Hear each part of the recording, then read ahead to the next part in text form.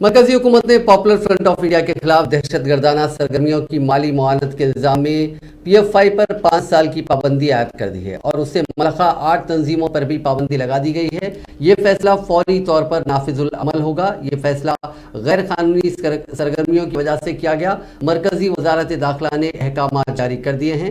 N آئی اے اور enforcement directorate نے P F آئی پر چھاپے مارے تھے، جس پر ملک میں دہشت گردانہ سرگرمیوں میں مدد اور حوصلہ افزائی کرنے کے الزامات کا سامنا ہے۔ اس مہینے کی 22 اور 27 تاریخ کو اتر پردیش، گجرات، مدھیہ پردیش، دہلی، گجرات، کرناٹکا، آندھرا پردیش، کیرلا، تلنگانہ، کرناٹکا اور تمل ناڈو میں پی ایف آئی کے دفاتر اور اراکین کے گھروں کی تلاشی لی گئی۔ اس موقع پر پی ایف آئی کے قریب 300 ارکان کو حراست میں لیا گیا۔